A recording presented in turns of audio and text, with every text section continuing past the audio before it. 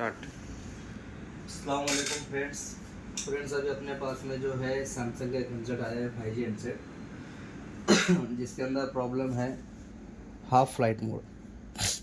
ठीक है, ये देखो हाफ फ्लाइट मोड का इशू इसके अंदर, और इसके अंदर ऑलरेडी पहले भी काम किया हुआ है, शॉपकीपर के पास से आया हुआ हैंडसेट है।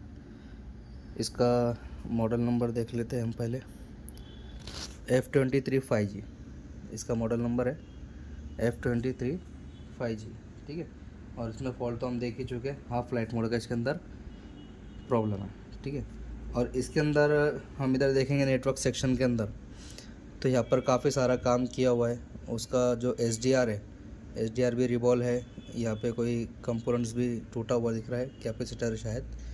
ठीक है, और हीटसिंक वगैरह निकाली है और हीट मारी है और IC रिवॉल्व करी, इसके SDR रिवॉल्व करी है।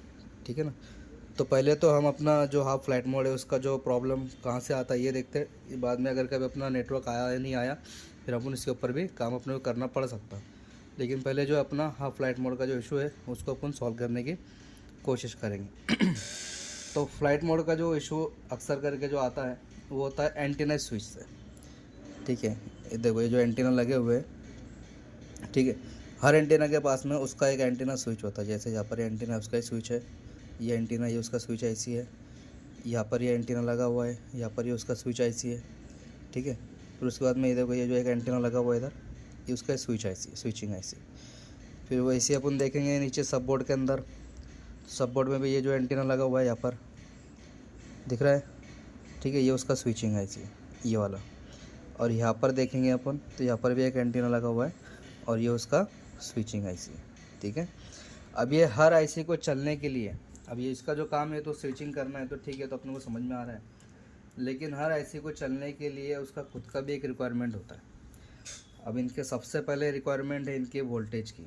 ठीक है ना, अब जो हिसाब से हमने इसको फाइंड किया वो मैं डायरेक्टली बता रहा हूँ आपको, घुमा फिराने वाला काम नहीं है।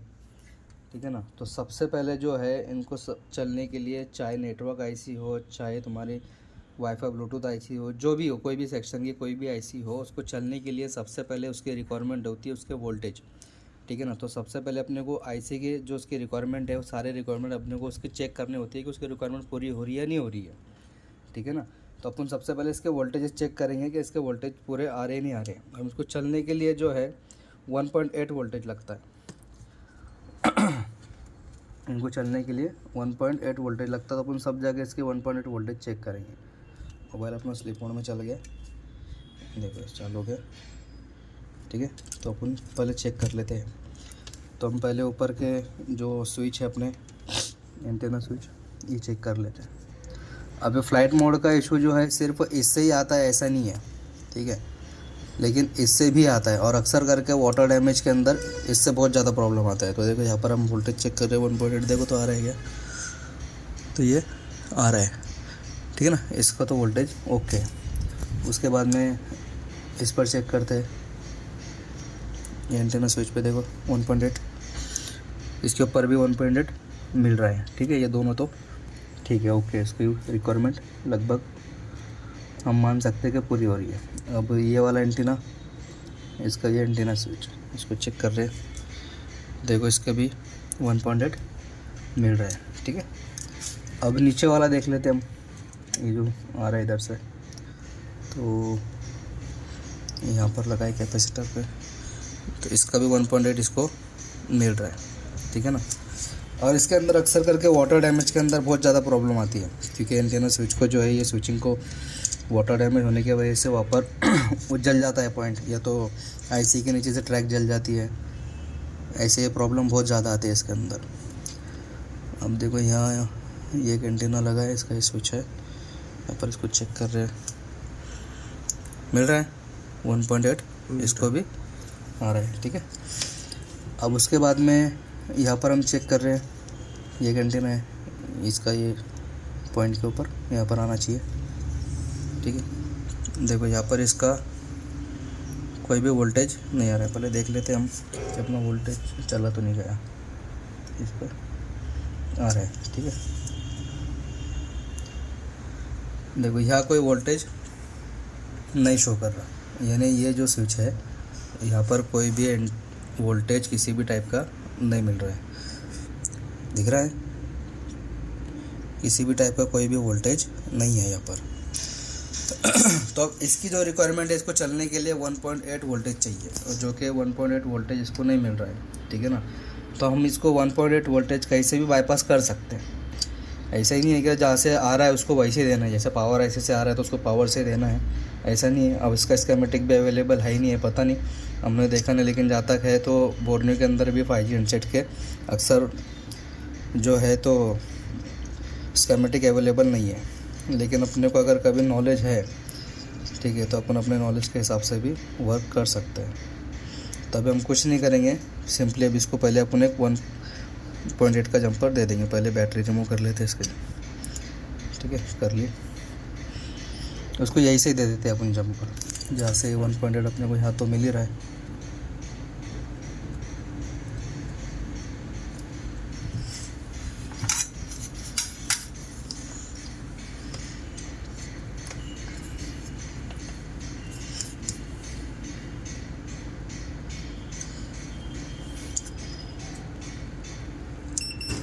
सब बोर्ड को भारी निकाल लेता हूँ मैं।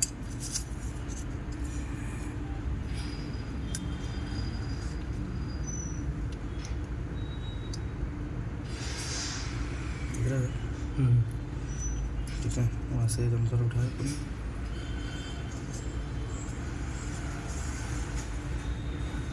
निकल गया।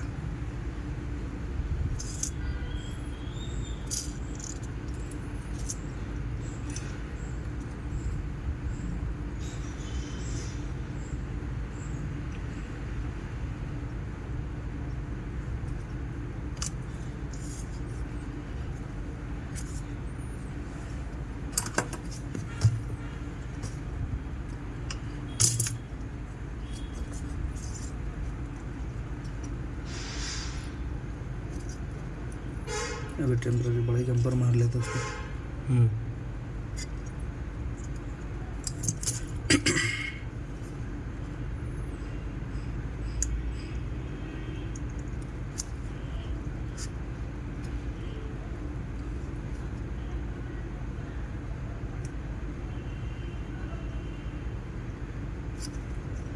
ठीक है, ये अपन ने जंपर उसको लगा दिया, ठीक है। 1.8 का जंपर यहाँ से उठा के अपन ने यहाँ पर लगा दिए। देखो, थोड़ा जूम करके बता दो, दिख रहा होगा शायद आपको।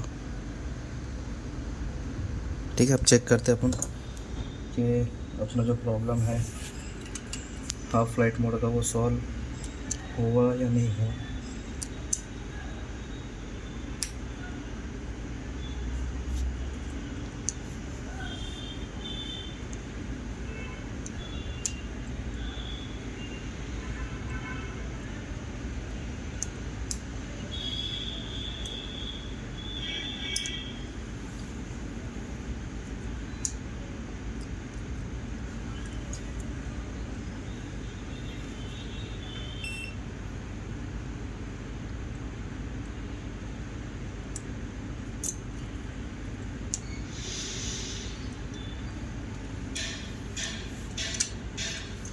कर देते हैं यहाँ से।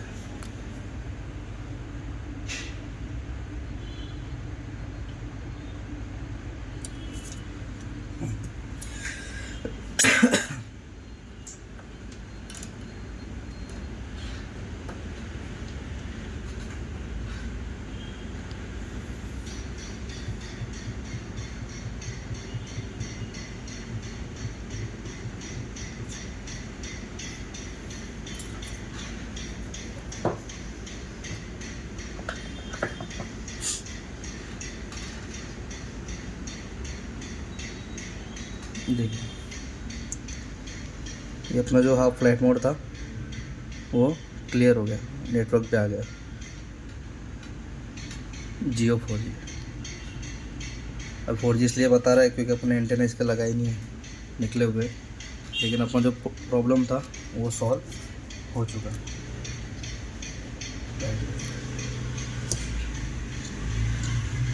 ठीक है, नेटवर्क भी आ गया। क्लियरली।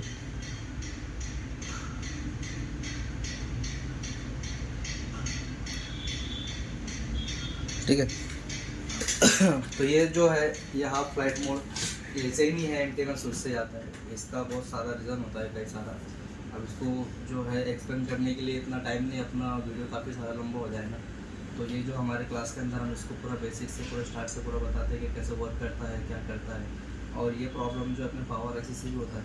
अब पावर आईसी से क्यों होता है, उसका क्या रीज़न होता है, ये अपनी क्लास के अंदर पूरा ए से लेकर जेड तक पूरा बताया जाता है यहाँ पर। ठीक है, तो आशा करते हैं कि आपको कुछ सीखने मिला हमारे इसके अंदर।